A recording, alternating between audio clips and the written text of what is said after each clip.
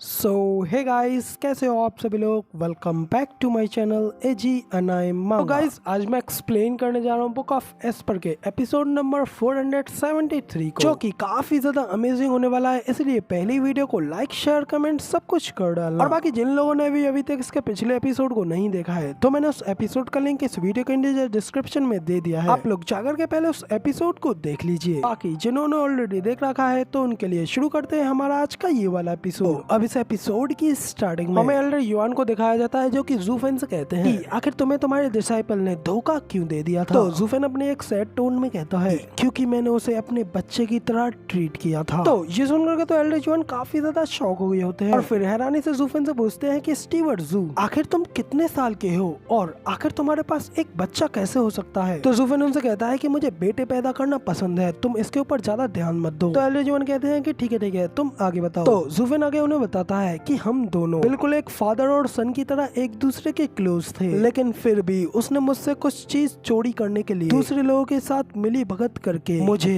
पीछे से काफी ज्यादा गहरा घायल कर दिया और तभी से मैंने अपना कोई भी डिसाइपल ना बनाने की कसम खाई। तो अगर ज़ूफेन की ये सारी बातें सुनने के बाद में एल्डर युआन अपने मन में कहते हैं कि अच्छा तो ये बात है, जब वो एक बार उससे अपना ये बदला ले पाएगा तभी उसके दिल की ये गांठ खुल पाएगी, वरना तो कुछ भी नहीं होगा। इतना सोचने के बाद फिर एल्डर युआन ज़ूफेन से कहते हैं कि वो अब आखिर कैसा है, क्या तुमने उसे मार डाला और उससे अपना बदला ले लिया। इतना कहने के साथ ही एल्डर युआन अपने मन में भी कहते हैं कि ये गांठ और भी ज्यादा टाइट होती जाएगी और ये एक ऐसी गांठ बन जाएगी जिसे कि कभी भी खोला नहीं जाएगा। इधर दूसरी ओर एल्डर युआन की बात सुनने के बाद में ज़ूफेन उन्हें बताता है कि नहीं, अभी वो मुझसे काफी ज्यादा दूर है, लेकिन एक दिन मैं उसे जरूर ढूंढ लूंगा और उसके उस विश्वासघात के लिए मैं उसे पूरी तरीके से डिस्ट्रॉय कर डालूंगा। तो अब इधर ये सुनने के बाद फिर एल्डर युआन कहते हैं कि अगर ऐसी बात है तो आपको उन बच्चों को शामिल करने के लिए और भी ज्यादा अधिक रीजन है। इधर एल्डर युआन को फिर से ये सब कहता हुआ सुन करके ज़ूफेन को एक झटका लगता है और वो गुस्से में एकदम लवालब होते हुए चिल्लाते हुए एल्डर युआन से कहता है कि एल्डर युआन, क्या तुम मेरे पुराने घावों पर नमक छिड़क रहे हो। अब तुम मेरे घावों को अच्छी तरीके से जानते हो, लेकिन फिर भी तुम अब भी इस बात के ऊपर जोर दे रहे हो। तो एल्डर युआन कहते हैं कि नहीं, मेरे कहने का ये मतलब नहीं था, और अगर मैं ये कहता हूँ तो आपसे भी ज्यादा मेरे दिल में दर्द होता है, और अब क्योंकि आपके डिसाइपल ने आपको ये दर्द दिया है तो ये दर्द खत्म भी सिर्फ एक डिसाइपल की वजह से होगा,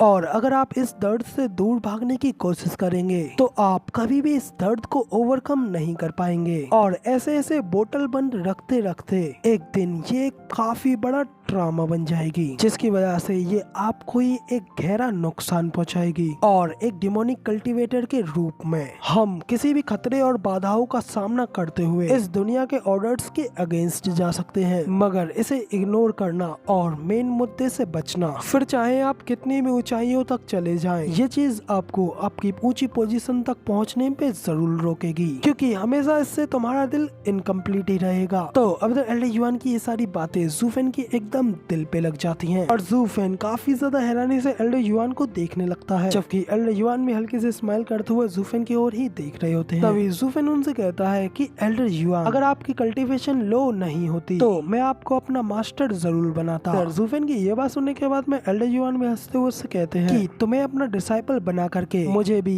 अपनी जिंदगी का मतलब मिल जाता। तो अब एल्डर युआन और ज़ूफेन को ये सारी बातें करते करते पूरी रात बीत गई होती है, जिसके बाद अगले सीन में अगले दिन हमें सेक्ट लीडर ज़िवुये के घर का दिखाया जाता है, जहाँ पे कि सेक्ट लीडर से कोई कहता है कि ज़िवुये, क्या तुम यहाँ पर हो। तो ये बात सुनने के बाद में सेक्ट लीडर भी उससे कहता है कि फिंड यांग, आखिर ऐसी क्या बात है जो कि तुम्हें यहाँ पर लेकर के आई। तो अब इसी के साथ में हमें वहाँ पे सेक्ट लीडर के पास में एक शैडो जाते हुए दिखाई जाती है, जो कि हंसते हुए सेक्ट लीडर से कहती है कि ऑफ कोर्स मैं यहाँ पर तुमसे कुछ डिस्कस करने के लिए आया हूँ। तो सेक्ट लीडर कहते हैं कि तुम तीनों नर्क के फाइंड्स का यहाँ पर आना तो जरूर ही ये कोई गंभीर वजह होनी चाहिए। तो अब तभी उन तीनों मास्टर्स में से एक कहता है कि हे ज़िवुये, आखिर तुम्हारे कहने का क्या मतलब है, और मैं यहाँ पर खुद आया हूँ, क्या तुम्हारे लिए ये काफी नहीं है। तो ये सुन सेक्ट लीडर से कहते हैं जरा अपनी जबान पर ध्यान दो, तुम सेक्ट लीडर से बात कर रहे हो। तो वो मोटा वाला कहता है कि ओ प्लीज जी तुम भी हम चारों की उस छोटी सी गैंग में से एक हो, तो इधर उधर का खेलना बंद करो, यहाँ पे तुम हमारे भाई हो और अगर तुम लड़ने के लिए कुछ ज्यादा ही उत्सुक हो तो जाओ जाकर के पास खड़े लोगों से उलझो। सेक लीडर ज़िवुये उनकी एक बात नहीं सुनता और अपने गार्ड्स को आवाज लगाते हुए कहता है गार्ड्स जल्दी से यहाँ पे आओ और इन कमीनों को यहाँ से बाहर फेंको। तो सेक लीडर ज़िवुये की इतनी आवाज सुनते ही वहाँ पे दो गार्ड्स आ जाते हैं और उनसे कहते हैं कि ठीक है सेक लीडर। इतना कहते ही जैसे ही वो गार्ड्स उन तीनों के करीब जाने लगते हैं तो उन्हें उन तीनों को देख करके काफी ज्यादा गहरा झटका लगता है, क्योंकि वो तीनों भी पीछे मुड़ करके उन्हें घूर करके देखते हैं। तभी वो गार्ड घबराते हुए कहता है कि